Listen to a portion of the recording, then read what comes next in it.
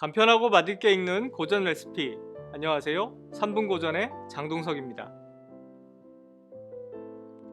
네, 이 세상 도처에서 쉴 곳을 찾아보았을 때 마침내 찾아낸 책이 읽는 구석방보다 나은 곳은 없더라.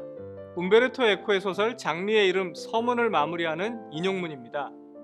15세기 독일 신학자 토마스 아 캠피스가 남긴 말로 유명한데요.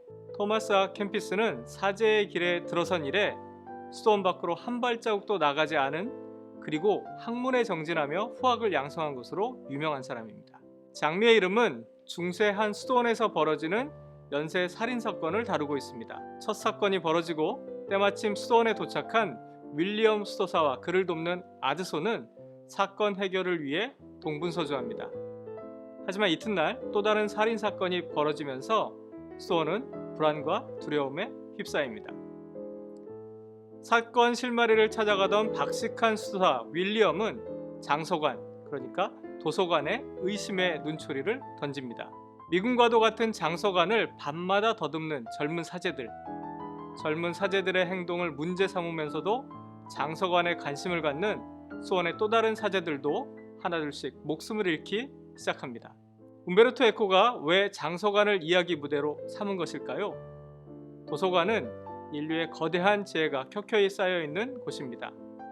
에코는 소설에서 이 장서관을 바그다드의 장서관 36개에 대항하는 기독교 세계의 유일한 빛이라고 묘사합니다. 그렇지만 때로 빛은 사람 눈을 멀게 하기도 하죠.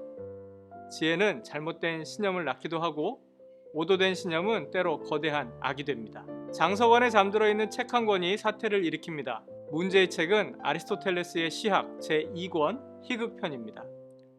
아리스토텔레스의 시학은 비극을 다룹니다. 에코는 장미의 이름에서 현실에는 없는 시학 2권 희극편이 있다고 가정하고 이를 이야기의 소재로 삼습니다. 장서관 사서 호르에는 웃음으로는 예수의 가르침을 따를 수 없다고 말합니다. 웃음이 하나님을 믿는 자들에게는 경건함을 앗아간다고 믿었기 때문이죠. 그러나 시학 희극편은 웃음을 긍정합니다. 호르에는 그래서 다른 사람이 이 책을 읽고 구원을 받는 길을 포기하는 일이 벌어져서는 안 된다고 생각합니다. 지혜의 전당인 장서관에서 독선에 빠져 자신의 신념을 맹신하다가 악이 된 것이죠. 그러나 지혜와 지식이 담긴 책이 나쁜 것은 아닙니다. 에코가 서두에 쉴 곳으로서 책이 읽는 구석방을 언급한 이유는 무엇일까요? 소설에서 장서관은 살인사건이 벌어졌던 공간입니다. 하지만 결국 책이 있는 공간이 인류의 미래를 이끌어갈 수밖에 없다는 뜻이 아니었을까요? 장미의 이름은 단순히 추리소설이 아닙니다. 움베르토 에코가 곳곳에 그리스 철학, 중세 신학 같은 여러 학문으로 이어지는 단서를 숨겨놓았습니다. 그 자체로도 장서관 목차 같은 책이라고 할 수 있습니다.